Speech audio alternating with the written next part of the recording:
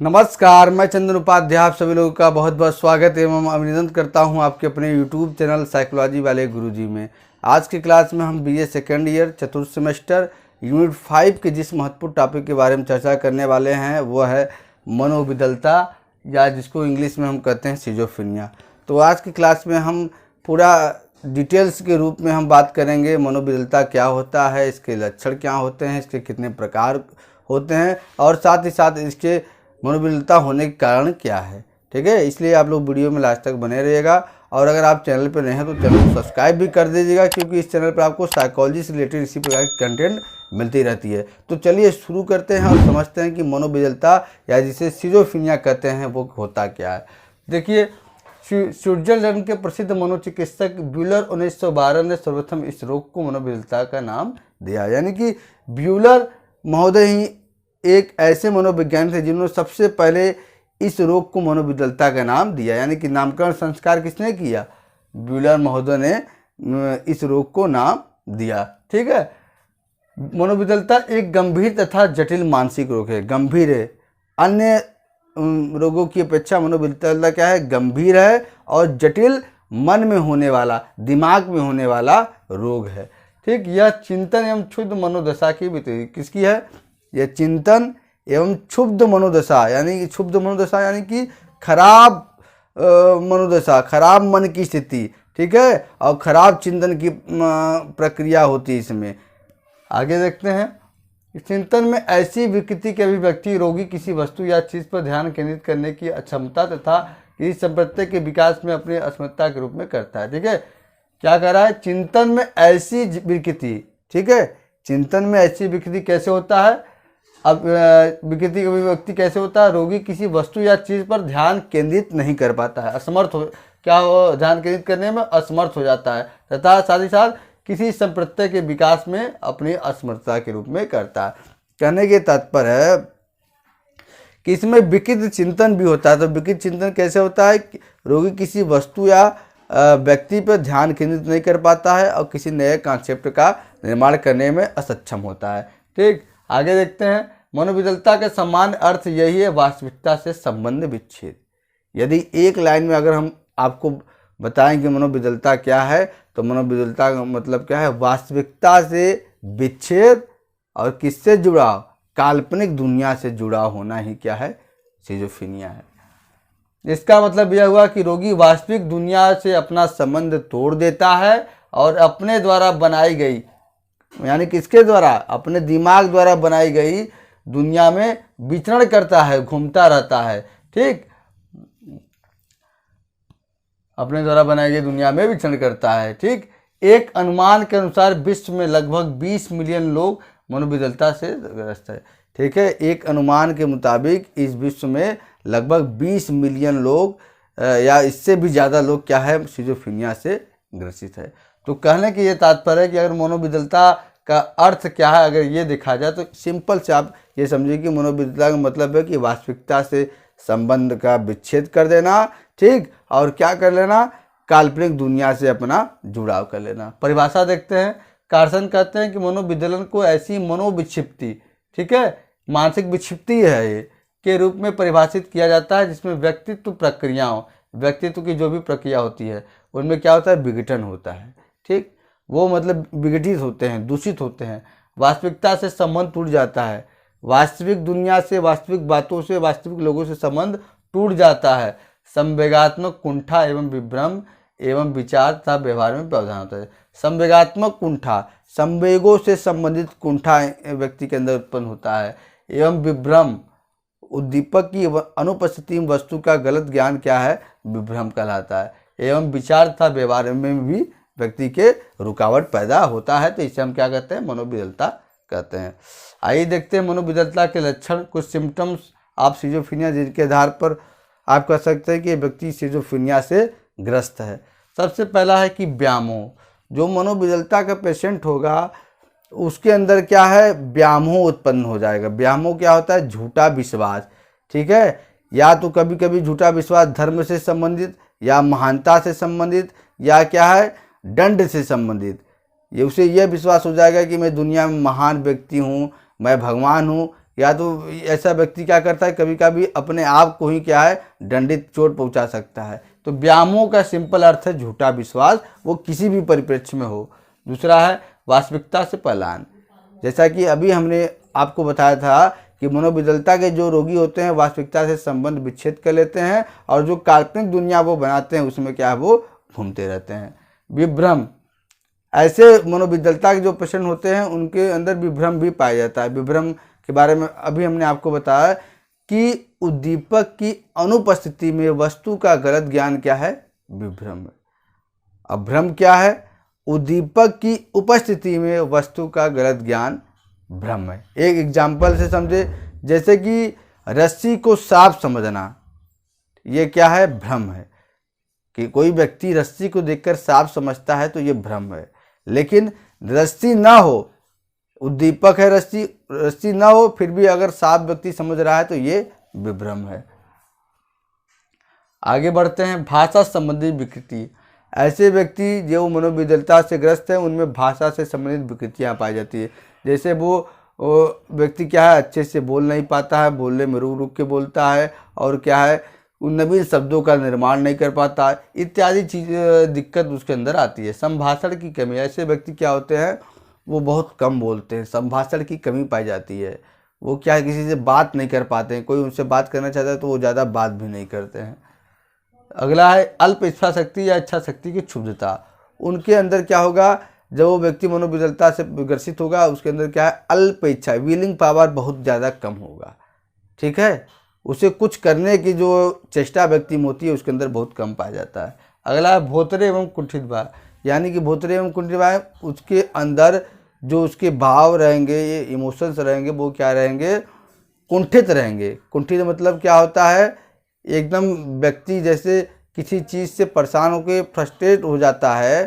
ठीक है, दो विचार जब एक साथ अपना संतुष्टि चाहते हैं, एक ही साथ संतुष्टि चाहते हैं, तो इससे व्यक्ति के अंदर क्या है द्वंद्व उत्पन्न होती है, और यही द्वंद्व से क्या है कुंठा की उत्पत्ति होती है। तो यही क्या है व्यक्ति के अंदर कुंठित भाव पाया जाता है, वो उसका मन कुंठित हो जाता है। आनंद का भाव, जब व्यक्ति मनोविकलता से ग्रस्त होगा तो वो उसके अंदर क्या है आनंद की, जो आनंद की प्राप्ति है व्यक्ति वो नहीं कर पाएगा। ठीक है, जो प्लीजर होता है वास्तव में वो महसूस नहीं कर पाएगा। अगला है व्यवहार संबंधी विकृति। ऑटोमेटिकली जब इतने लक्षण व्यक्ति के अंदर है तो क्या है उसके व्यवहार जो होगा वो व्यवहार नॉर्मल तो होगा ही नहीं, व्यवहार क्या है असामान्य हो गया, और व्यवहार से संबंधित कई विकृतियाँ उसके अंदर पाई जाएगी। जैसे किसी से अच्छे से बात नहीं करेगा, न उठना बैठना चलना फिरना इत्यादि। अगला है बाह्य वातावरण के साथ क्षुब्ध संबंध। जो बाहरी दुनिया है उसके साथ उसका क्या है बहुत दूषित संबंध रहेगा, यानी कि बहुत अलग संबंध रहेगा, उससे संबंध तोड़ लेगा और वो अपने काल्पनिक दुनिया से वो अपना संबंध जोड़ लेगा।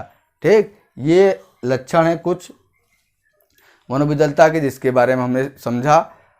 ठीक, इसके आधार पर क्या है आप स्पष्ट कर सकते हैं कोई व्यक्ति मनोविकलता का पेशेंट है कि नहीं है। अब हम आगे बात करते हैं, इसका एग्जाम्पल दिया है 30 वर्षीय एक अविवाहित महिला मोबिल का एग्जाम्पल यहाँ पे मैं दे रहा हूँ, उसको आप अच्छे से समझिए। ठीक है, कि वो कैसे पेशेंट है उसका एग्जाम्पल यहाँ पे मनोवैज्ञानिकों ने दिया है, उसको मैं आपको जो है सुना रहा हूँ, उसको आप सुनिए, आप समझ जाएंगे कैसा पेशेंट होता है। देखिए, एक 30 वर्षीय अविवाहित महिला मेबिल को एपेंडिसाइटिस के ऑपरेशन के लिए चिकित्सालय में भर्ती कराया गया। ऑपरेशन से पहले एनेस्थीसिया लेते समय मेबिल ने उसका घोर विरोध किया तथा ऑपरेशन के पश्चात कुछ विचित्र ढंग का व्यवहार व्यक्त किया। जैसे उसने अपने डॉक्टर से कहा कि उसे एपेंडिसाइटिस का दर्द नहीं था, वरन मुझे तो पेट का कैंसर है। महिला ने यह भी कहा कि उसने एक बच्चे को जन्म दिया है, उसका बच्चा उससे छुपा लिया गया है। अतः इन विचित्र लक्षणों को देखते हुए डॉक्टर ने उसके परिवार के सदस्यों को यह परामर्श दिया कि वह तुरंत मनोचिकित्सक को उसको दिखावे। मनोचिकित्सा के दौरान यह महिला घंटों अपने बिस्तर पर एक ही करवट लेती रहती, अपने विचारों में खोई रहती, निरंतर छत की ओर टकटकी बाधे देखती रहती, कभी बिना बात के हंसती, कभी दुखी हो जाती और कभी बिस्तर से उतरकर फर्श पर लेट जाती, इत्यादि क्रियाएं वो करती थी। कभी कभी उसकी स्थिति स्वप्नमयी सी लगती है, मानो वह भूत प्रेतों की बातें सुन रही है और उनसे कुछ कह रही है। वह चिल्लाना चाहती है मगर वह कुछ सोचकर चुप रह जाती। वह महिला अपने भोजन पानी के लिए नर्स पर आश्रित रहती थी, यानी कि भोजन पानी भी अपना क्या है अपने से वो नहीं कर पाती थी। कभी कभी वह महिला डॉक्टर व नर्स से निवेदन करती थी कि वह उसे अपने घर जाने दे।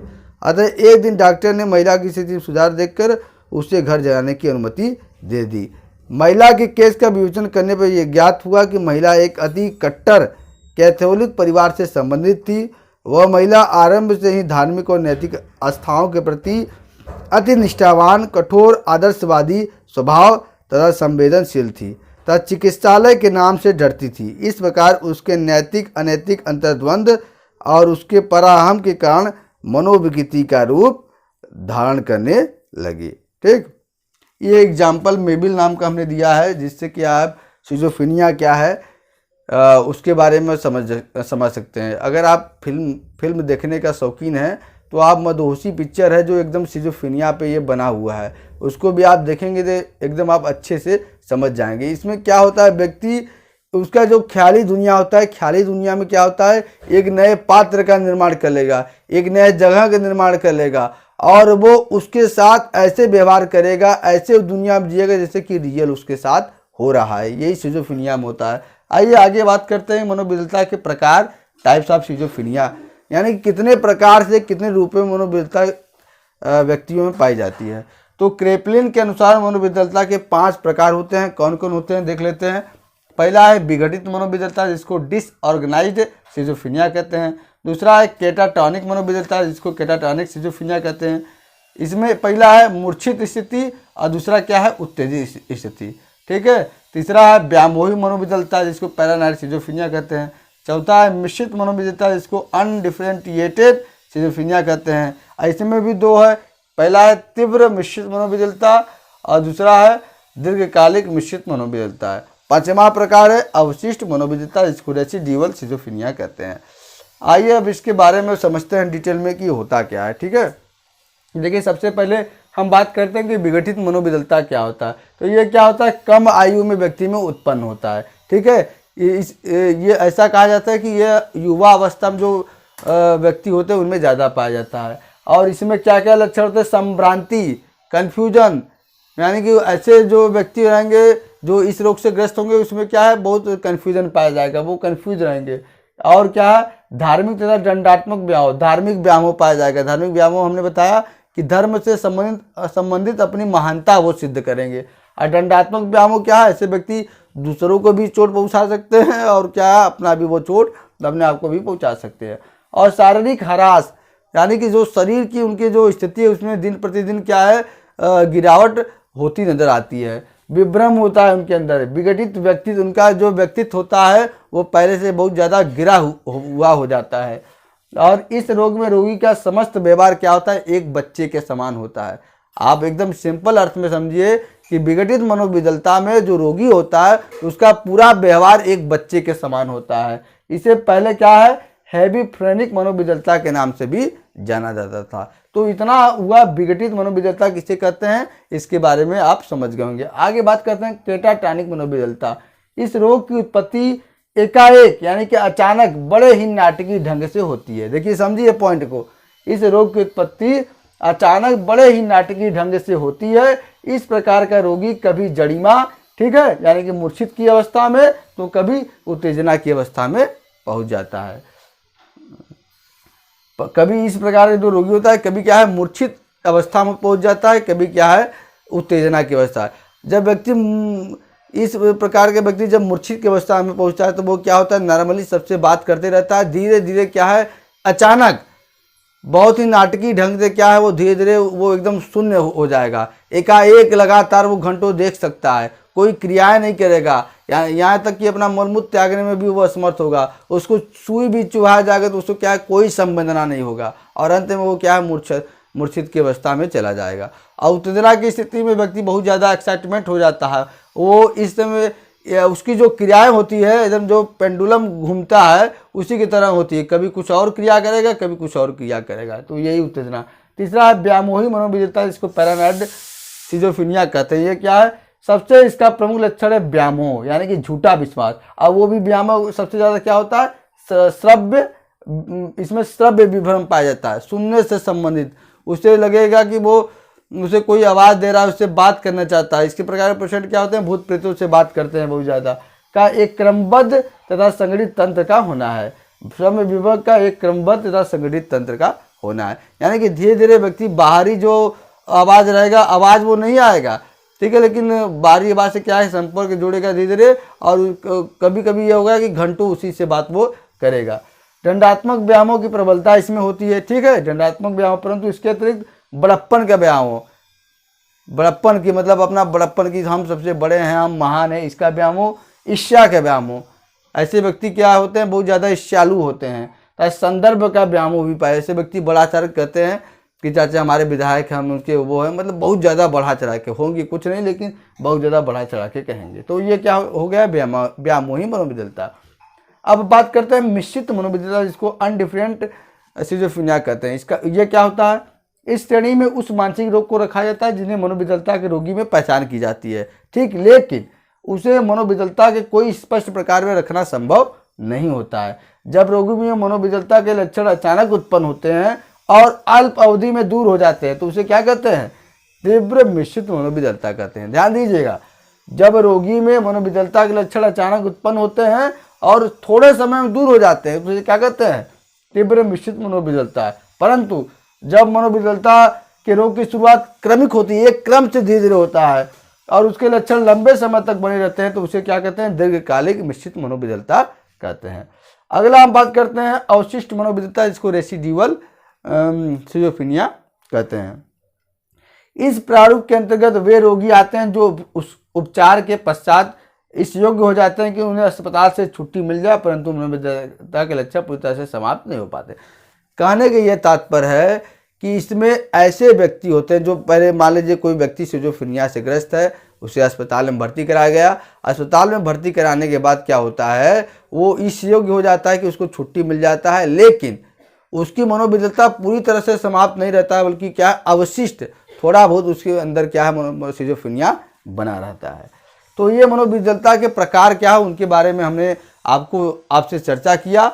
आशा करते हैं आपको समझ में आया होगा। आगे हम बात करते हैं कि मनोविकलता का कारण, मनोविकलता होता कैसे, इसके क्या संभावित कारण हो सकते हैं। तो सबसे पहला इसमें कारण होता है जैविक कारण, जो जन्म से प्राप्त होता है, माता पिता से जिन्स के माध्यम से प्राप्त होता है, उसे जैविक कारण कहते हैं, ठीक है। इसमें सबसे पहला है आनुवंशिकता। आनुवंशिकता क्या है, जो जन्म से पीढ़ी दर पीढ़ी माता पिता को के द्वारा बच्चों को प्राप्त होता है, उसे क्या कहते हैं, हम आनुवंशिकता कहते हैं।